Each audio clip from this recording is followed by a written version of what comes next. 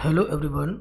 मैं उमेश पाल आप सभी विद्यार्थियों का आपके अपने चैनल टीचर्स वर्ड में स्वागत करता हूं और आशा है कि आप सभी स्वस्थ और मस्त होंगे और आपके सीटेट की प्रिपरेशन ठीक ठाक चल रही होगी। अभी नेक्स्ट वीक में मतलब कमिंग संडे में आपका एग्ज़ाम होने वाला है, तो उसी सीक्वेंस में आज हम लोग हिंदी कॉम्प्रिहेंशन सेक्शन को डिस्कशन करेंगे, जहाँ पर हम लोग ये जानेंगे कि हिंदी में कॉम्प्रिहेंशन को कैसे डील किया जाता है। ठीक है, एक्चुअली हम सब जानते हैं कि जो हिंदी होती है ना, उसमें 15 क्वेश्चन आपके पेडागोजी के होते हैं और 15 क्वेश्चन आपके कॉम्प्रिहेंशन सेक्शन के होते हैं। मोस्टली स्टूडेंट जो होते हैं वो कहीं ना कहीं कॉम्प्रिहेंशन में कुछ न कुछ गड़बड़ जरूर कर देंगे। मतलब कॉम्प्रिहेंशन में जो 15 क्वेश्चंस होते हैं उनमें से उनके 4-5 क्वेश्चन कहीं ना कहीं गलत जरूर हो जाते हैं। ठीक है, तो हम इन बचे हुए कम समय में हम लोग कॉम्प्रिहेंशन सेक्शन को ठीक से देखेंगे और समझेंगे, और जो हमारे 4-5 क्वेश्चन गलत हो जाया करते थे उनको बिल्कुल भी नहीं करेंगे अब। ठीक है, इसलिए हम आज रियल पैटर्न पे पहले हम लोग आज समझेंगे कि 2019 का ये एक्चुअली एक पेपर है और वहाँ पर हम लोग ये देखेंगे कि किस तरह से हिंदी को पूछा गया है ना। हिंदी में किस तरीके के क्वेश्चंस बनते हैं। चलिए आते हैं, अपने क्लास को शुरू करते हैं और हिंदी वाले सेक्शन पे हम लोग जाएंगे। और एक चीज़ का और ध्यान रखेंगे कि हिंदी जो होती है ना, मोस्टली लोगों की फर्स्ट लैंग्वेज ही है, बट एडमिट कार्ड में आपके लिखा होगा, जो भी आपने एप्लीकेशन किया होगा, जो चॉइस आपकी होगी उस हिसाब से हिंदी होगी। बट दोनों में कुछ खास फ़र्क नहीं होता है, जिस तरीके की आपकी फ़र्स्ट होगी वैसे ही सेकंड भी होगी, है ना। बट जो आपने फिल किया हो बस वही कीजिएगा। आते हैं हम हिंदी फर्स्ट को समझते हैं आज और कॉम्प्रिहेंशन सेक्शन को देखते हैं। ये देखिएगा आपका हिंदी फर्स्ट आ गया है और आज देखते हैं कि किस तरह से हम लोग हिंदी को करेंगे। तो स्टार्ट करते हैं, कॉम्प्रिहेंशन को पढ़ना शुरू करते हैं। इसमें से एक गद्य होता है और एक होता है पद्य। फिलहाल पहले हम लोग गद्य को करना शुरू करेंगे। ठीक है, तो देखिए लिखा हुआ है, बहुत ही ध्यान से पढ़िएगा क्योंकि जो जितनी इन्फॉर्मेशन पैसेज में लिखी होती है उतने पर ही हमें जवाब देना होता है। इसके अलावा अगर हमारे अंदर कोई थॉट्स आएंगे तो फिर हमारा जवाब कहीं ना कहीं गलत हो जाएगा। ठीक है, चलते हैं, आते हैं, समझते हैं इन चीज़ों को। हम श्वास द्वारा ऑक्सीजन ग्रहण करते हैं और कार्बन डाइऑक्साइड छोड़ते हैं। ऐसे ही अधिकतर जानवरों, चिड़ियों, रेंगने वाले जंतुओं, कीड़े मकोड़ों के द्वारा भी किया जाता है। दूसरी ओर सभी प्रकार की वनस्पतियां कार्बन डाइऑक्साइड ग्रहण करती और ऑक्सीजन छोड़ती हैं। यदि हवा में लंबे समय तक ऑक्सीजन और कार्बन डाइऑक्साइड का अनुपात एक जैसा रहे तब इसका अर्थ होगा कि पौधों और प्राणियों का जीवन एक दूसरे के अस्तित्व के मामले में समान स्तर पर आ जाएगा। लेकिन यदि कार्बन डाइऑक्साइड का अनुपात वातावरण में बढ़ा दे तो प्रकृति के द्वारा लाखों सालों से बनाकर रखा गया संतुलन बिगड़ जाएगा या बदल जाएगा। बहुत आगे निकल गए हम लोग। वातावरण और वनस्पतियां कार्बन डाइऑक्साइड का लगातार विनिमय करती हैं। विनिमय का मतलब होता है एक्सचेंज करना, आदान प्रदान करना। जब वातावरण से वह वनस्पतियों में जाती हैं। जब वनस्पतियां सड़ने लगती हैं तब उनमें से कार्बन डाइऑक्साइड निकलकर पुनः वातावरण में समा जाती हैं।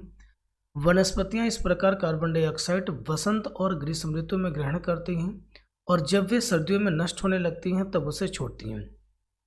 इस प्रकार वातावरण में कार्बन डाइऑक्साइड की मात्रा में मौसम दर मौसम फर्क होता रहता है। ठीक है, हम सभी ने कॉम्प्रिहेंशन को, गद्य को हमने पढ़ लिया है और इस चीज़ को हम लोग समझेंगे। आगे के क्वेश्चंस हम लोग देखेंगे कि किस तरीके के क्वेश्चन वो पूछ रहे हैं, तो ध्यान से देखेंगे। लिखा हुआ है कि वनस्पतियां जब सड़ने लगती हैं तब वातावरण को क्या करेंगी। जब वनस्पतियां सड़ने लगेंगी तो वातावरण को कार्बन डाइऑक्साइड मिलती है। बिल्कुल सही जवाब होगा और इसका जवाब आपको देखने को मिल जाएगा पैसेज में। ठीक है, आप पढ़ के आए हैं इसलिए आपको पता है। अगले क्वेश्चन पे हम लोग जाएंगे, बाकी हम सर्च आउट करके भी दिखा देंगे आपको। ठीक है, बहुत ही ध्यान से पढ़िएगा, अंत तक वीडियो देखिएगा। इसमें मैं दोनों ही आपके पैसेज कराऊंगा और आपका पेडागोजी सेक्शन भी करेंगे। ठीक है, तो बहुत ही इंपॉर्टेंट होगा और इससे समझने का मौका मिलेगा कि किस तरीके की प्रिपरेशन हमारी चल रही है।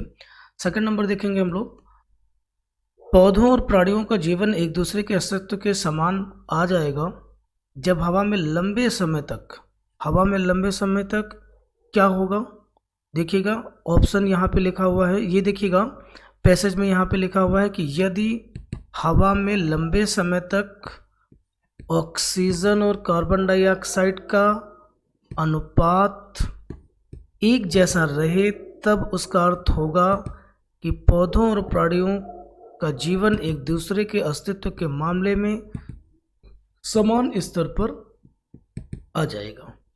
ठीक है, तो लेकिन यदि हम कार्बन डाइऑक्साइड का अनुपात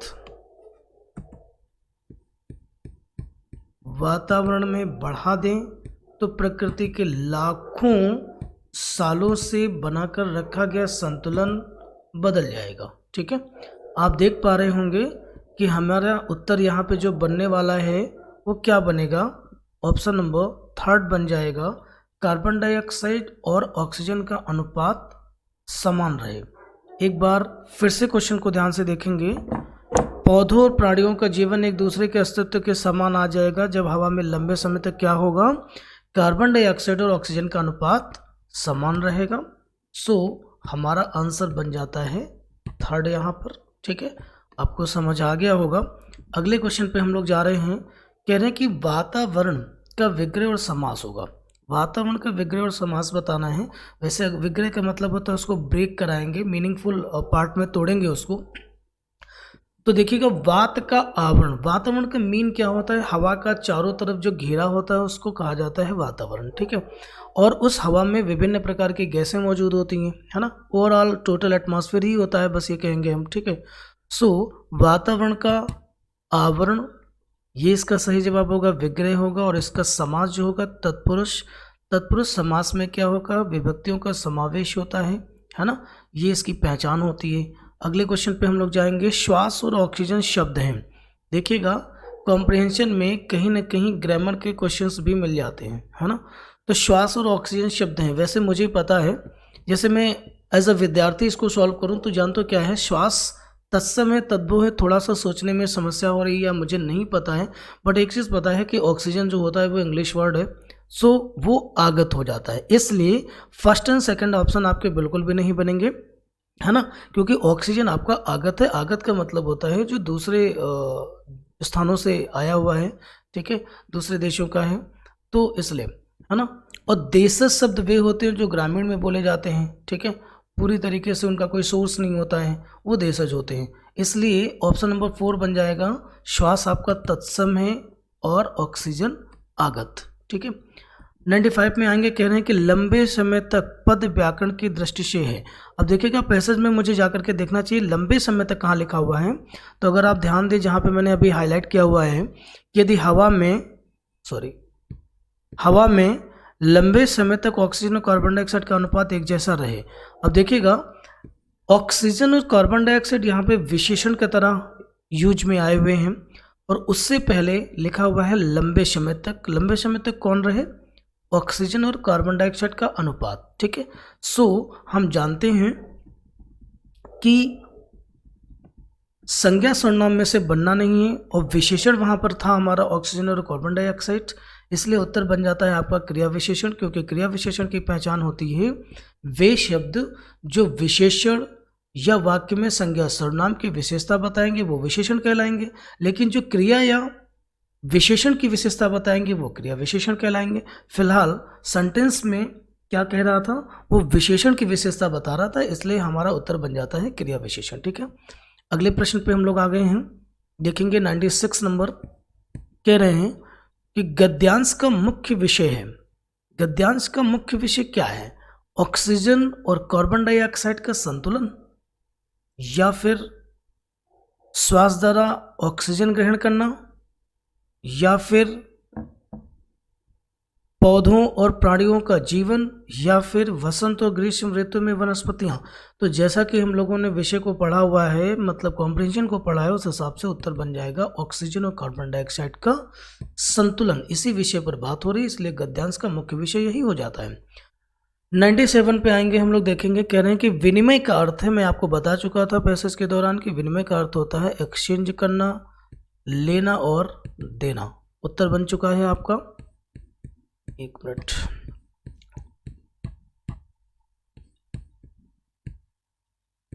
उत्तर आपका बन चुका है थर्ड नंबर, लेना देना। ठीक है, आगे आते हैं 98 को हम लोग देखेंगे। कह रहे हैं कि हम सांस के साथ ऑक्सीजन छोड़ते और ग्रहण करते नहीं भैया, हम ऑक्सीजन लेते हैं सांस के दौरान और कार्बन डाइऑक्साइड छोड़ते हैं। ठीक है, सो 98 का जवाब हो जाता है आपका सेकंड नंबर। अगले क्वेश्चन पे हम लोग आ चुके हैं, समझ में आ गया होगा सभी को। ऑक्सीजन ग्रहण करने में अधिकांश जीवधारियों का स्वभाव कैसा होता है?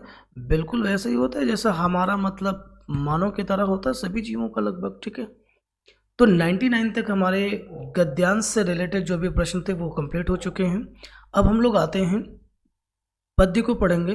पद्य एक बहुत ही बेहतरीन लिखा हुआ है, आपके सामने देखिएगा। लिख रहे हैं यहाँ पर हम 100 से लेकर 105 तक के क्वेश्चंस को करेंगे। ठीक है, और लिखते हैं इसको, पढ़ते हैं इसको। लिखा हुआ है कि वह आता दो टूक कलेजे के करता पछताता पथ पर आता। और सभी स्टूडेंट्स को मैं ये बता दूंगा कि देखिएगा कि ये जो पंक्तियाँ लिखी हुई है ना, वो सूर्यकांत त्रिपाठी निराला द्वारा रचित हैं और उनका एक काव्य था जिसका नाम था भिक्षुक। तो ये जो पंक्तियाँ हैं उसका जो शीर्षक बनेगा वो है भिक्षुक, और भिक्षुक से ये पंक्तियाँ ली गई हैं। कभी कभी इससे संबंधित भी क्वेश्चन पूछ लिया जाता है कि ये पंक्तियाँ किसकी हैं, किसके द्वारा रचित हैं, यह शीर्षक का नाम बता दीजिए। ठीक है, तो लिखा हुआ है कि वह आता दो टूक कलेजे के करता पछताता पथ पर आता, पेट पीठ दोनों मिलकर हैं एक, चल रहा लकुटिया टेक, मुट्ठी भर दाने को भूख मिटाने को, मुंह फटी पुरानी झोली को फैलाता, दो टूक कलेजे के करता पछताता पथ पर आता। ठीक है, देखते हैं भिक्षुक के बारे में ही कहा जा रहा है। अब आते हैं अपने क्वेश्चन पे कि उससे रिलेटेड क्वेश्चन क्या है। देखिए कि पेट पीठ दोनों मिलकर हैं एक, इसका अर्थ है कि भिक्षुक बहुत भूखा है। ऑप्शन देखिएगा, सिकुड़ कर बैठना, झुककर चलना, कुछ भी भोजन ना करना, भीख मांगने का नाटक करना, कुछ भी भोजन ना करना, मतलब बहुत ज़्यादा भूखा होना। ठीक है, अगले क्वेश्चन पे हम लोग आएंगे। कलेजे के दो टूक करना का अर्थ क्या है? टुकड़े टुकड़े करना, मन को कष्ट पहुंचाना, दिल की चीर फाड़ करना, कठिनाई पैदा करना। मन को कष्ट पहुंचाना, कलेजे के दो टूक करना, बहुत ईजी है। 102 पर आ चुके हैं। भिखारी अपनी झोली क्यों फैलाते हैं? भूख मिटाने के लिए कुछ छनना चाहता है, झोली में कुछ छिपाना चाहता है, मुट्ठी भर अनाज दिखाना चाहता है, अपनी गरीबी के बारे में बताना चाहता है। भूख मिटाने के लिए कुछ अन्न चाहता है, ये उसका सही जवाब हो जाएगा। अगले क्वेश्चन पे हम लोग आएंगे। मुंह शब्द में प्रयुक्त चंद्र बिंदु है। वैसे मैं आपको बता दूं, जो चंद्र बिंदु मात्रा होती है वो अनुनासिक कहलाती है। ठीक है, और जिस पर से बिंदु लगा होता है वो अनुस्वार कहलाता है। तो इसका जवाब सही बन जाता है अनुनासिक। अगले क्वेश्चन पे आएंगे हम लोग। 104 पे कह रहे हैं काव्यांश से हमारे मन में उठने वाला मुख्य भाव क्या है? तो दया का भाव है, करुणा है ना। आप सामने पैसेज लिखा हुआ है, आप देख लीजिएगा। वह आता दो टूक कलेजे को करता पछताता पथ पर आता, पेट पीठ दोनों मिलकर हैं एक, चल रहा लकुटिया टेक, लकुटिया समझते हो ना, मतलब डंडी, बेंत जिसको कहेंगे, मुट्ठी भर दाने को भूख मिटाने को, मुंह फटी पुरानी झोली को फैलाता, दो टूक कलेजे के करता पछताता पथ पर आता। ठीक है, सूर्यकांत त्रिपाठी निराला का सबसे बेहतरीन बढ़िया काव्य था और उन्होंने अपने हृदय की करुणा को भी प्रकट करने की कोशिश करी है, क्योंकि कहीं न कहीं स्थितियाँ भिन्न नहीं थी उनकी भी। ठीक है, चलते हैं 105 पर आते हैं कि वह आता में वह सर्वनाम किसका द्योतक होता है? तो वह मतलब किसके बारे में कहा जा रहा है? भिक्षुक के संबंध में कहा जा रहा है, इसलिए उत्तर बन जाता है आपका यहाँ पे ऑप्शन नंबर थर्ड। वैसे फोर्थ भी ठीक हो गया है, जरा इसको ठीक कर लेता हूँ मैं। और जी बिल्कुल उत्तर बन गया आपका भिक्षुक। अब हम लोग फटाफट अपनी पेडागोजी सेक्शन को करते हैं। कॉम्प्रिहेंशन सेक्शन में जितने 15 क्वेश्चंस आपके थे वे मैंने आपके कंप्लीट कर दिए हैं और आपने देखा होगा कि किस तरह से कॉम्प्रिहेंशन पूछा जाता है। बहुत टफ नहीं होता है, बशर्ते उसको समझने की ज़्यादा ज़रूरत होती है। ठीक है, तो फटाफट हम आके कंप्लीट करते हैं इसको भी। जैसे कि 106 पे लिखा हुआ है कि उच्च प्राथमिक स्तर पर भाषा सीखने का उद्देश्य क्या होता है? तो देखिएगा, उच्च प्राथमिक स्तर पर भाषा सीखने का जो उद्देश्य होता है, आप पैसेज ऑप्शंस को पढ़ें और समझें। वैसे इसका जो उत्तर बनेगा कि भाषा की बारीकी और सौंदर्य बोध को सही रूप में समझाना। ठीक है, तो ये उसका उत्तर बन जाएगा। अगले क्वेश्चन पे आएंगे हम लोग। ज्ञान से संबंधित अन्य विषयों की समझ का विकास तथा उसे आनंद उठाने की क्षमता का विकास उच्च प्राथमिक स्तर पर भाषा सीखने का एकमात्र उद्देश्य होगा। ये गलत है। इसका उत्तर बनेगा, क्या होगा? ऑप्शन नंबर 3 लिखा, सर्वाधिक महत्वपूर्ण उद्देश्य नहीं होगा, एक महत्वपूर्ण उद्देश्य। ये बिल्कुल सही उत्तर है। ठीक है, अरे दोनों ऑप्शन आपके टिक हो जा रहे हैं, इसको मैं हटा लेता हूँ। और ऑप्शन नंबर यहाँ पे आपका 3 बिल्कुल सही है, एक महत्वपूर्ण उद्देश्य। ठीक, पढ़ने का अर्थ होता है कुछ बताने की ज़रूरत ही नहीं है, पढ़कर समझने की ज़रूरत है। भाई क्या हो रहा है, बहुत तेज़ी से हम लोग चल रहे हैं, इस वजह से दो ऑप्शन हमारे टिक हो रहे हैं। ये देखिएगा, फर्स्ट ऑप्शन इसका सही उत्तर होगा।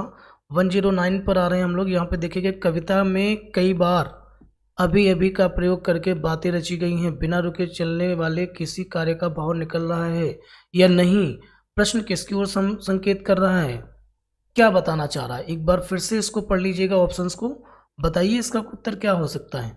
आप लोग भी पढ़ते रहें, जानते रहें कि क्या उत्तर बन सकता है, किसकी संभावनाएं हैं, है ना। तो इसका जो उत्तर बनेगा वो होगा भाषा की बारीकी। 110 पे आएंगे। उच्च प्राथमिक स्तर पर भाषा सीखने में पाठ्यपुस्तक के अतिरिक्त कौन सी संसाधन सामग्री महत्वपूर्ण होती है? तो आयु के अनुरूप साहित्य का होना बहुत ज़रूरी होता है। ठीक है, अगले क्वेश्चन पे आएंगे हम लोग। गणित, विज्ञान आदि विषयों की कक्षाओं में भी बच्चे भाषा सीखते हैं? बिल्कुल है। दूसरे विषय भी जो होते हैं उनमें बिना भाषा के तो उनको व्यक्त करना मुश्किल होगा, इसलिए ये पूर्णतः सत्य है। ठीक, अगले क्वेश्चन पे आएंगे हम लोग। उच्च प्राथमिक स्तर पर पाठ्यपुस्तकों में हिंदीतर भाषा को ही जगह मिलनी चाहिए ताकि बच्चे क्या होंगे, भाषा के विभिन्न हिंदीतर भाषी साहित्यकारों से परिचित हो सकेंगे। जी नहीं, अपने समाज और संस्कृति से क्या हो जाएंगे, वो परिचित हो सकेंगे। अगले क्वेश्चन पे हम लोग आ चुके हैं, देखेंगे यहाँ पे लिखा हुआ है कि बच्चे भाषा तब बेहतर सीखते हैं जब भाषा का समृद्ध परिवेश होगा। ठीक है, इसमें बाकी के ऑप्शन पढ़ने की आवश्यकता मुझे नहीं लग रही, इसलिए मैं नहीं पढ़ रहा हूँ, क्योंकि इतना टफ है भी नहीं, है ना। और पेडागोजी आपने ठीक ठीक पढ़ी हुई, इसलिए आपको जल्दी समझ में आ रहा होगा। और आगे भी हम पेडागोजी और कॉम्प्रिहेंशन की क्लास करेंगे, ऐसा नहीं कि आज आखिरी है। उच्च प्राथमिक स्तर पर भाषा आकलन की दृष्टि से सर्वाधिक महत्वपूर्ण क्या है?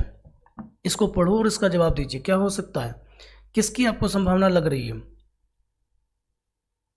अवलोकन होगा इसका सही उत्तर। क्या होगा? अवलोकन, ऑब्जर्वेशन जिसको कहा जाता है। ठीक है, अगले क्वेश्चन पे आएंगे। द्वितीय भाषा की पाठचर्या का एक लक्ष्य प्राकृतिक भाषा ज्ञान में अर्जित दक्षता के अनुरूप क्या होना चाहिए? जवाब दे पाएंगे? ट्राई करो, देखो क्या बन सकता है। क्या है भैया, उच्च होगा? जी नहीं, फिर से देखिएगा, द्वितीय भाषा की पाठचर्या का एक लक्ष्य है प्राकृतिक भाषा ज्ञान में अर्जित दक्षता के अनुरूप बुनियादी दक्षता प्राप्त करना, बेसिक नॉलेज का होना जरूरी है। ठीक है, अगले क्वेश्चन पे आ रहे हैं हम लोग। भाषा के विभिन्न कौशलों को रूप में पढ़ने की अनुशंसा की जाती है। क्या उत्तर बनेगा? एकीकृत। जवाब इसका हो जाएगा आपका एकीकृत। देखिएगा, भाषा के विभिन्न कौशलों को उसमें रखिए, उसको भाषा के विभिन्न कौशलों को एकीकृत रूप में पढ़ने की अनुशंसा की जाती है। आते हैं 117 को देखेंगे। व्याकरण शिक्षण की कौन सी विधि अपेक्षाकृत प्रभावी है? आगमन विधि। बताने की जरूरत नहीं, सबसे बेस्ट मानी जाती है व्याकरण पढ़ाने में। ठीक है, उच्च प्राथमिक स्तर पर भाषा की पाठ्यपुस्तक में रक्त और हमारा शरीर पाठ शामिल करने की विचारधारा से जुड़ा हुआ है। इससे क्या होगा? अब विषय की विभिन्न भाषाओं का नॉलेज होगा। आप देखें, संपूर्ण पाठचर्या में भाषा से क्या होगा? जुड़ा होगा। इसका सही जवाब आपका बन जाता है सेकंड नंबर, सॉरी सेकंड नहीं बनेगा, गलत हो रहा मेरा उत्तर। एक मिनट, मैं इसको करेक्ट करता हूं। एक बार क्वेश्चन पढ़ लेते हैं। उच्च प्राथमिक स्तर पर भाषा की पाठ्यपुस्तक में रक्त और हमारा शरीर पाठ शामिल करने का विचार हिंदी भाषा के विभिन्न रंगतों से जुड़ा होगा। ठीक है, नेक्स्ट नंबर आते हैं 119 को। इसको देखेंगे, समझेंगे इसको। त्रिभाषा फार्मूला भारत की भाषा स्थिति की चुनौतियों और अवसरों को संबोधित करने का एक प्रयास है। इसलिए 119 का सबसे बेस्ट ऑप्शन आपका बन जाता है 4 ऑप्शन। ठीक है, आते हैं लिखने की क्षमता का विकास बोलने और सुनने और पढ़ने की क्षमता की संगति में होना चाहिए। या विचार पूर्णतः असत्य है, पूर्णतः सत्य है, आंशिक रूप से सत्य है, पूर्णतः निराधार है। जवाब दीजिएगा, उत्तर क्या बन सकता है आपका। लास्ट क्वेश्चन है आपका ये, पूर्णतः सत्य है। तो सभी विद्यार्थियों को यहाँ तक हिंदी की पेडागोजी प्लस कॉम्प्रिहेंशन की बात समझ में आई होगी कि किस तरह से उसे करना है। उम्मीद है आप सबको क्लास ठीक लगी होगी। अगर ठीक लगी तो सेशन को शेयर और लाइक कमेंट जरूर करना मत भूलिएगा।